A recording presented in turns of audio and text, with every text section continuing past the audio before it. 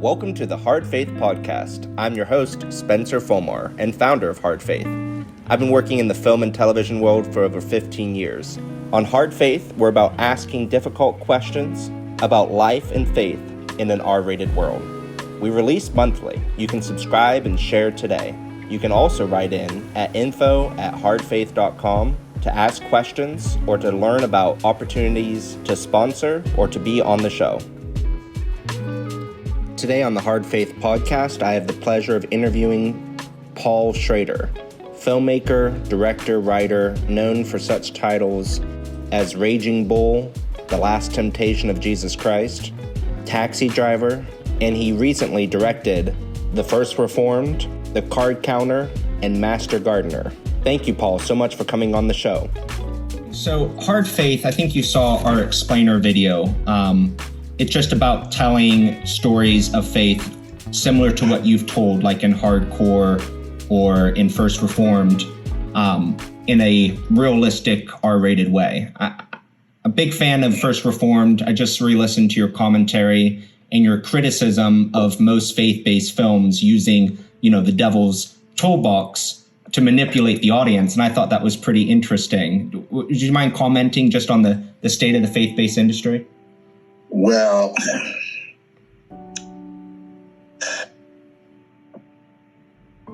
as I wrote in my book, the heart and soul of cinema is action and empathy. Empathy, we see an object and we empathize. It can be a tree, a car, a dog. We say, I would like to have that car. Action is when that empathetic object starts to move. So that's what has made movies unique in the history of art. They're the only ones that have action and empathy knotted together. And so they're a very effective tool in manipulating emotions. So then you get to the issue of, is the sense of the spiritual, the holy other, the divine, is that an emotion or is that an awareness? And if it's an emotion, it can be manipulated just like you can manipulate a fast car in a James Bond movie. That easy. Mm-hmm. If it's an awareness, it's much more difficult. And it goes through periods of contemplation, meditation, doubt, insight, 40 days in the desert. And that's not a movie. That's a different life process. But movies are very successful financially, and they're very easy tools to use, and so it's very tempting for people. I guess I would call them of belief. I don't know if I would call them of faith. There's a difference.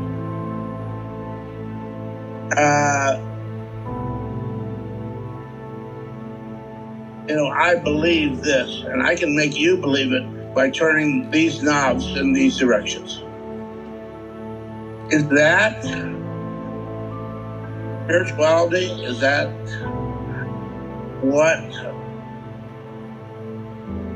what we strive for?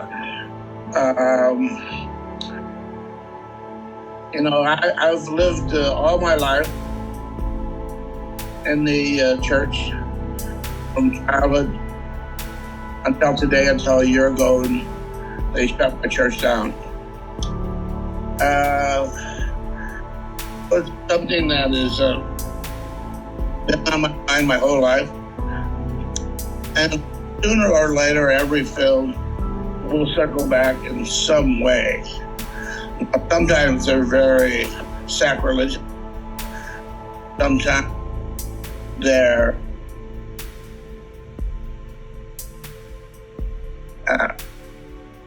turn it into a comedy, like in the Elmore Leonard book, Touch,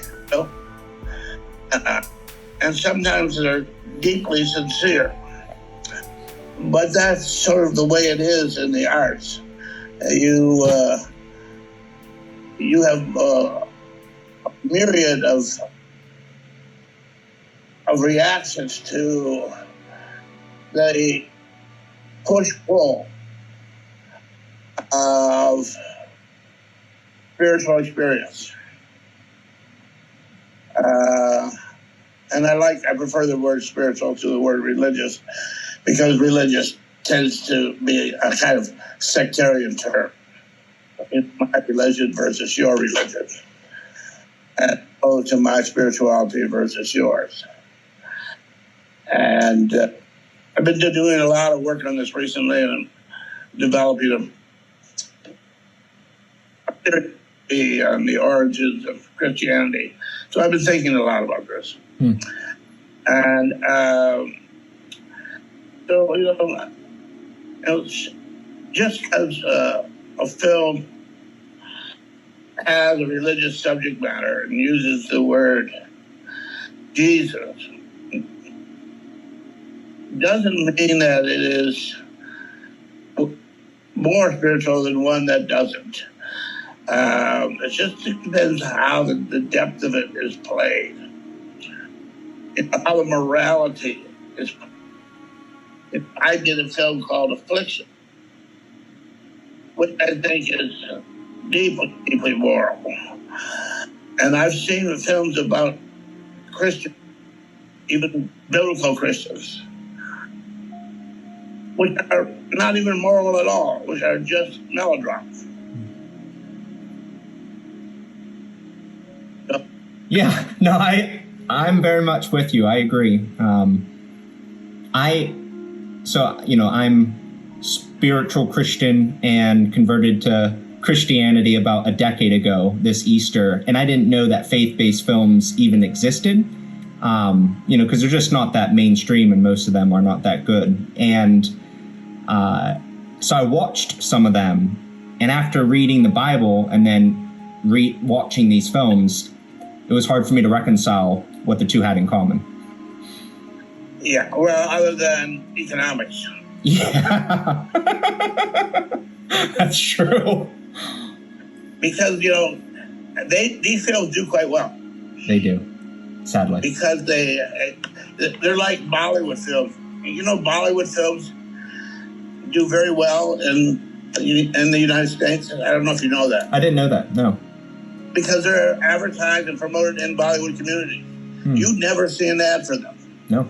But if you are an Indian or from the subcontinent, every time you walk into a store, every time you walk down the street, you see an ad. Mm-hmm. And so Bollywood U.S. is the second largest Bollywood market in the world. Wow. I had no idea. Huh. And faith-based films work the same way. Mm-hmm. The posters are in the church lobby. Mm-hmm. Sadly. Yeah. I don't like the commercialization or like assuming that the churches are going to distribute your movie or the pastor. Yeah. Seems to be a bit of selling in the temple. How would you say, from your spiritual journey, I've read, and heard you speak about the Dutch Reformed tradition you were raised in, not allowed to watch movies. And there's something, Mao, the Fuller Theological president, wrote about Calvinism in a Las Vegas airport. So how would you differ what you were raised to believe? Yeah, I know. In fact, I knew him. He used to teach at Calvin. Yeah. And then he went over to Fullerton. And so I know Richard. So continue. Oh, well, how would you explain your faith journey from what you were raised to believe versus what you believe today? That film is a sophomore kind of effort. It's an attempt to slap my dad on the back of his head and flat my church and all of that. So there's not much spiritual in there.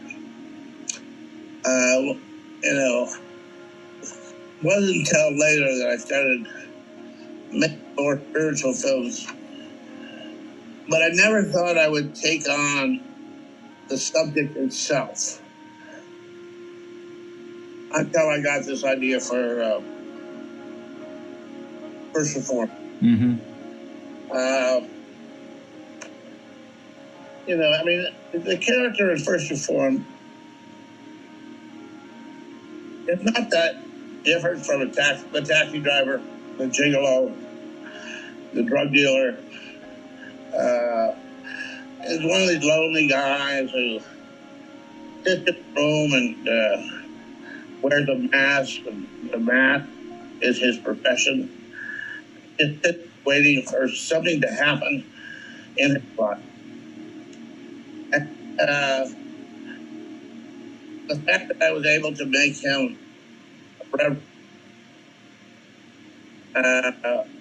made the film of necessity more spiritual. Because the spirituality of level of which is coming out in the fall, is about a professional poker player. Mm-hmm. But somehow when they wear a collar and have deep moments of troubling doubt, and they're ministers rather than poker players, it somehow seems to be more relevant. Yeah. Believe me, poker players have dark nights of the soul too. Oh, I believe it. I don't know if anyone escapes. Yeah. What do you, as far as spiritual films, I put First Reformed up there for recommendations for people. Have you seen the film Calvary with Brendan Gleeson? Yeah, I mean, have you read the updated version of my book? I have, Transcendentalism in Film. I mentioned a lot of films in there. Yeah, you do. Calvary, I thought missed the mark, but I didn't want to attack it either. Yeah. It was too much of a human drama to me. It wasn't enough of the existential drama. And also, now this is really unfair, but true. We like our spiritual representation. We like to see their bodies. So they have to look like country priest or Pierre Morin. They have to look like Bonnie Cliff. You have to actually see them physically bear the stress of their souls on their faces and their posture. And you don't get that from Brendan Gleeson. Sure. Yeah. He looks more like Charles Lawton. That's true. And that's part of the metaphor of the suffering priest, is the idea of the iconography of the country priest, the lonely priest in the winter day just walking down the road, and you just feel all of that weight. And so that was something that I don't think I could have ever cast a movie that way.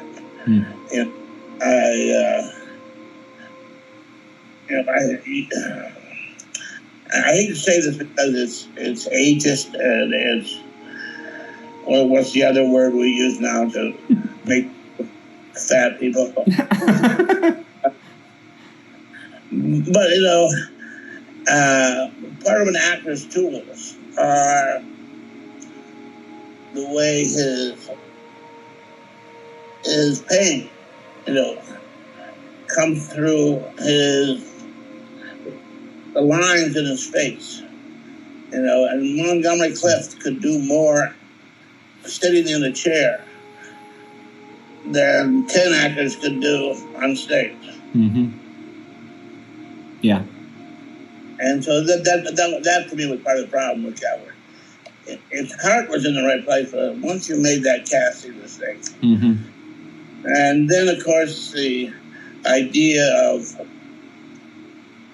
the too pretty surroundings. The articulation of the mundane is also part of it. Mm-hmm. As I talk about in the book. Mm-hmm. Planometric composite and all of that, so that you're not creating drama.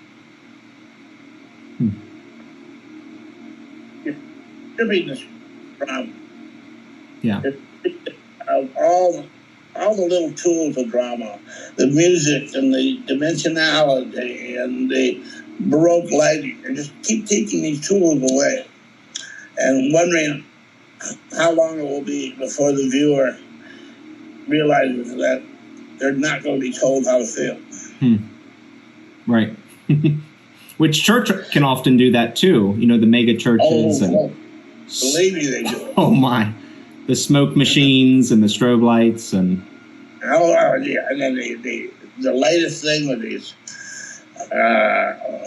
monitors, mm-hmm. If you don't have to actually have the hymnal in your hand. I went back to my home church a couple of years ago, and we were a very conservative bunch back in the day. And I was sitting there, and people were raising their hands. Wow. And I was thinking, what do they want to be called upon? Yeah. Oh, man. And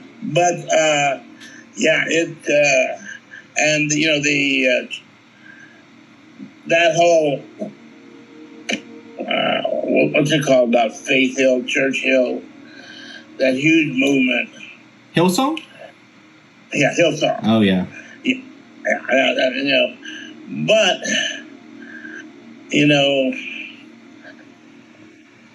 do you ever see the film about the monks in France? In the Great Solitude, I think it's called. I don't think I have. I'll write it down. I think it is. In the Great Solitude. It's 2 hours long. And it's about this. It's about, people who, give their lives. Oh, no, I know the title now. I just thought of it. Into the Great Silence. Okay. And it's a brilliant film. It was so touching. I watched it, and then I watched it again the second time, only this time I watched it with the lights off in the yoga position. Cool. Or two. And it was as close to being meditation on film. Wow. As I've ever experienced, And there was no cake and coffee after.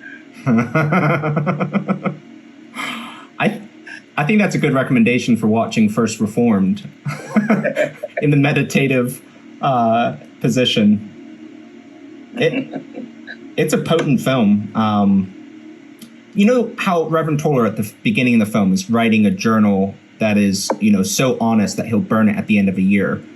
Is that inspired by a practice in your tradition, or where did that idea come from? No, it came from, I'm reaching the end of the line. Yeah. And I've got to set a goalpost here. And if I can't resolve this in 1 year, then that's the end. But I've now given myself a year-long lease on life. And I will work this year. I will do my best all year long to get to a place where I don't have to burn it. And but if I don't get there, okay. I gave it a full year. What more can I do? Yeah, and until he drinks the Drano, right? Well, does he? Does he? I don't know. Every time I watch it, I come to a different conclusion, but I think he does. It's a brilliant ending. Yeah. You mind me asking what project you're working on right now with Christianity and its foundations? Yeah, you can't publicize this, but it's interesting. Oh. You know, I've worked over the years with Scorsese. Sorry, folks. This part of the interview I have to censor because Paul asked me not to release publicly what he's working on next. Yeah. All right. Well, thank you for your award. And good luck to your group. Thank you so much, Paul. Real honor to meet you, and I look forward to seeing your future films. Take care. Bye-bye. Thanks so much for listening to the Hard Faith Podcast. Tune in next month to hear our next guest. Please subscribe and share.